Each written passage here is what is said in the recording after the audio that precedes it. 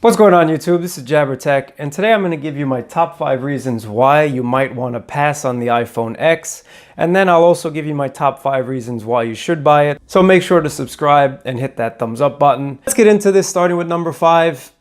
I'm in New York City and it's been pretty cold the last couple of days, and I've had a problem with this screen in the cold weather. It's just become unresponsive, and after searching the web, I did notice that I'm not the only one. Other people have also commented, and Apple is aware of it. They are pushing a fix. But for right now, if you live in colder climates, do not buy the iPhone X until that update comes out. It does take a little while for it to warm back up, and then you'll be able to use it again. But that couple seconds is pretty annoying, especially with a $1,300 device.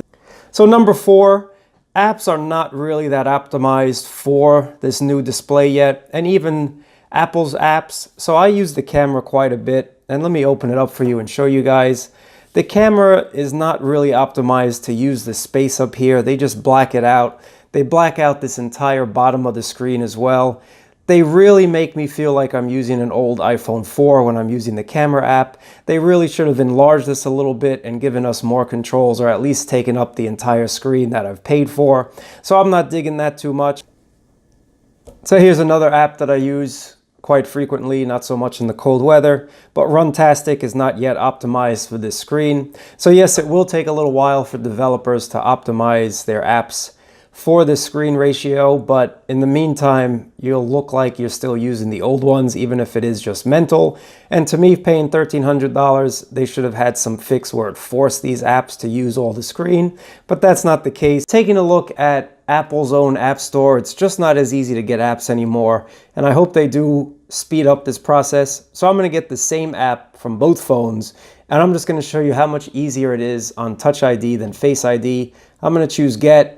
Same thing pops up. I put my finger, it's done. Here I need to do an extra step to double click, look at my face, and then it install.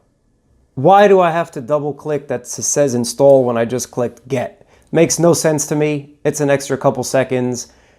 Not good.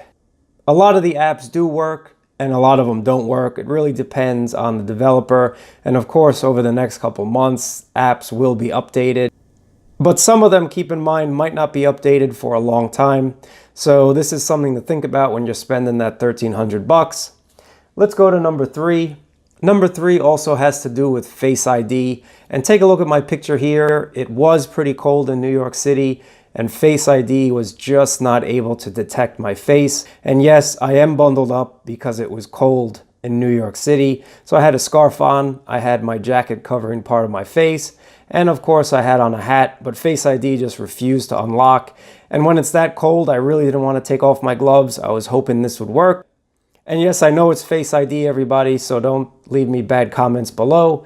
But my Note 8 with the iris scanner works perfectly. I tried both of them at the same time. Face ID refused to work. The Samsung Note 8 with the iris scanner worked. So my point is, Apple should have included some sort of backup for just the iris scanners in case it is wintertime and you are bundled up. Number 2 is Apple Pay.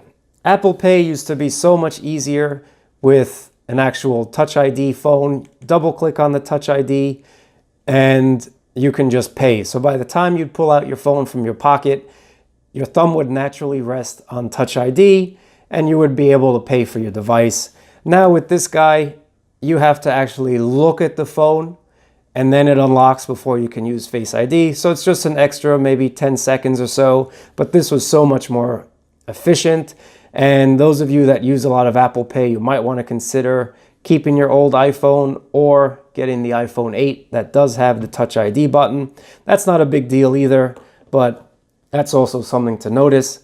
All right, guys, so the number 1 reason why you should stay away from this phone, the price. $1,300 for the 256 gig version. And yes, this is the version you want to get. 64 just is not enough, especially when you have this awesome camera. And I'll be doing a camera review, so make sure you subscribe and look for that. But you want the 256 because you want that storage. And guys, $1,300 for this phone is a lot of money. You're not really getting that much. If you take a look at my wireless charge test, it takes 3 hours to fully charge this phone. You got so many issues with the OS, it's not really optimized. There's some stutter from time to time. and it's just not really worth it, in my opinion. You guys might say, no, it's worth it. I love Apple. I buy everything Apple. All right, good for you. But for me, for $1,300, it's just not worth it. So that's been my top 5 reasons why you should not consider the iPhone 10. And I will be putting my top 5 reasons why you should buy it. So keep a lookout for that. And I hope you enjoyed this video. I'll catch you guys next time.